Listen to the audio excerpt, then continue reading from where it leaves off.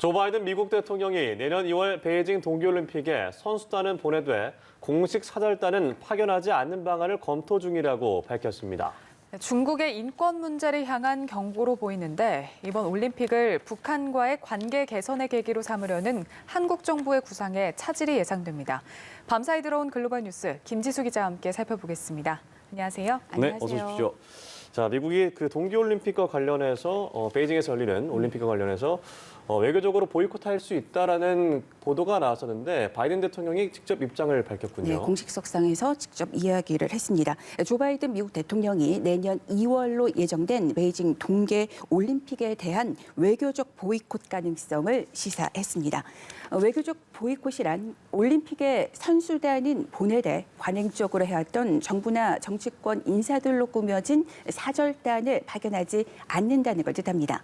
선수들의 올림픽 참여는 보장하지만 주최국에 사실상 경고의 메시지를 담은 조치라고 볼 수 있겠습니다. 바이든 대통령은 트루도 캐나다 총리와의 회담에서 베이징 동계올림픽의 외교적 보이콧 검토 여부를 묻는 취재진의 질문에 검토하고 있다고 말했습니다.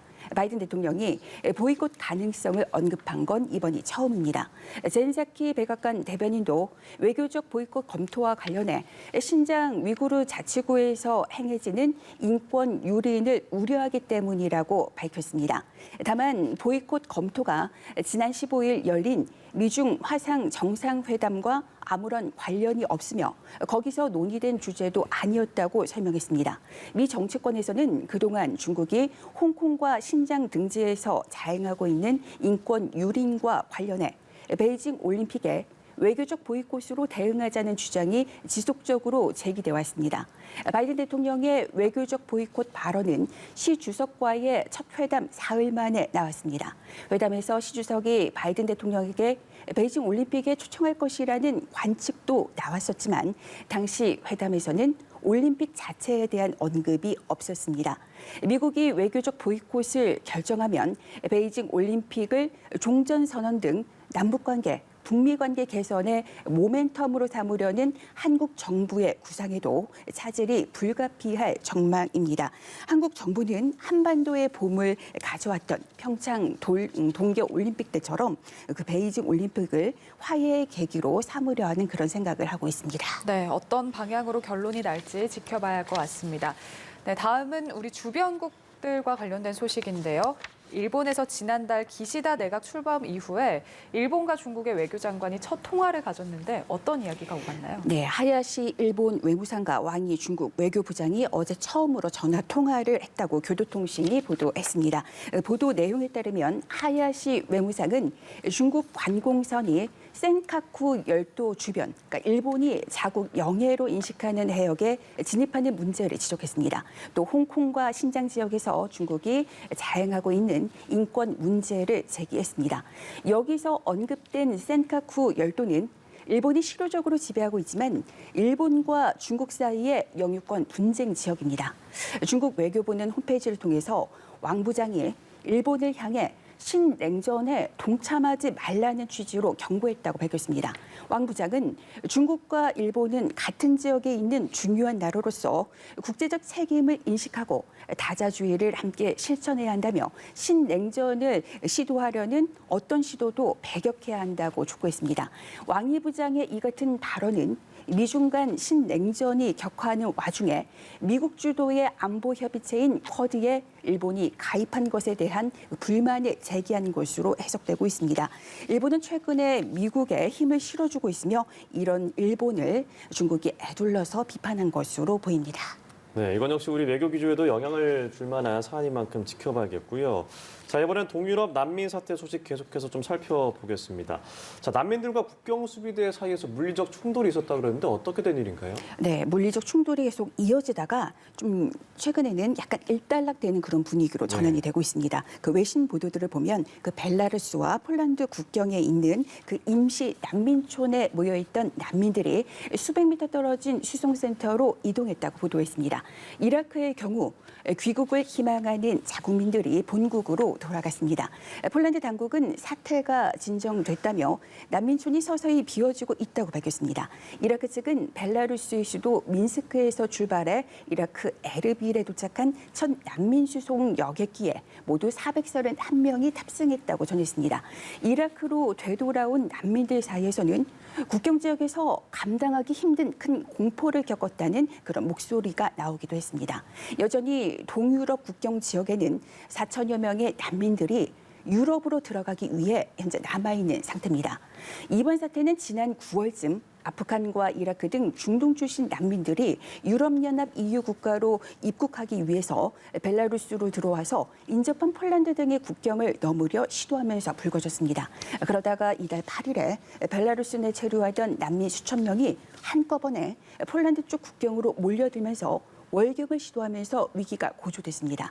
유럽은 루카셴코 벨라루스 대통령이 자국의 제재가 가해지는 것에 복수하기 위해서 그런 차원에서 의도적으로 난민 사태를 일으켰다고 주장했습니다. 또 벨라루스 동맹국인 러시아가 난민을 이용해서 서방을 향한 공격을 기획하고 벨라루스와 서방 간의 갈등을 부추긴다는 의혹까지 제기했습니다. 이와 관련해서 벨라루스와 러시아는 그 난민 사태와 자신들은 관련이 없고 이 같은 주장은 사실이 아니라고 강하게 반박했습니다. 네. 이어서 코로나 소식 살펴보겠습니다. 미국에서는 이 백신 의무화 조치를 두고 논란이 큰 상황인데요. 지난 9월에 연방정부가 백신 의무화 조치를 발표를 했는데 여기에 반기를 들어온 플로리다주가 백신 의무화 금지를 법제화했다는 소식이 들어왔네요. 네, 플로리다주가 미국에서 처음으로 백신 접종 의무화 금지를 법제화했습니다. 그야말로 법으로 만들었다는 건데요. 현재 언론에 따르면 공화당이 장악하고 있는 플로리다주 의회는 코로나19 백신 접종을 거부하는 노동자를 보호하는 내용의 법안을 통과시켰습니다. 론 드샌티스 주지사가 법률 제정에 앞장섰고 의회 통과 즉시 서명을 약속한 만큼 플로리다는 사실상 법으로 백신 의무화를 금지하는 주가 됐습니다. 이 법은 고용 조건으로 백신 접종을 요구할 경우 벌금을 부과하는 것을 핵심 내용으로 삼고 있습니다.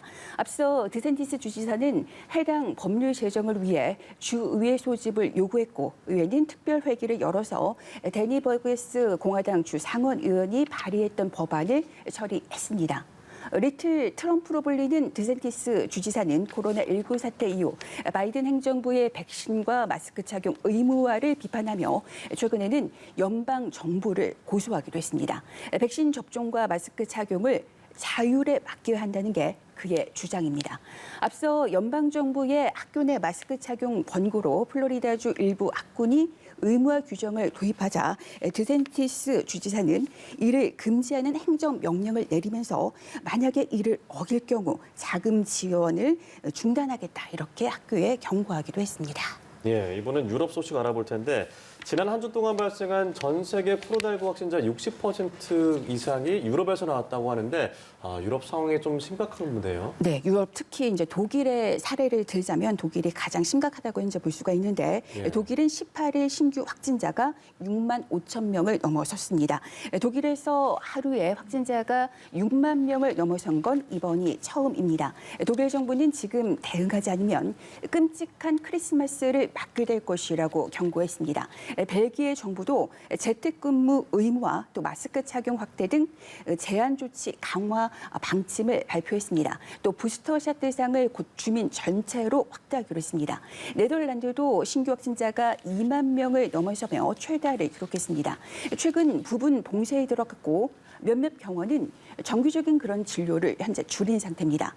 9월 이후 방역 조치 대부분을 사실상 해제한 북유럽 국가에서도 확진자는 급증하고 있습니다.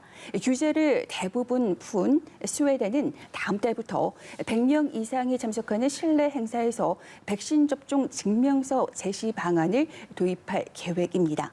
오스트리아는 백신 미접종자의 외출을 제한하는 조치에도 불구하고 연일 신규 확진자가 최대치를 기록하고 있습니다. 인구가 약 900만 명인 오스트리아의 신규 확진자는 15,000명입니다. 유럽 다수의 국가가 백신 미접종자의 활동 제한을 늘리고 있고 또 부스터샷 대상을 넓히는 등 방역의 고삐를 다시 쥐고 있습니다. 코로나19 소식까지 만나봤습니다. 글로벌 브리핑 김지수 기자와 함께했습니다. 고맙습니다. 네, 고맙습니다.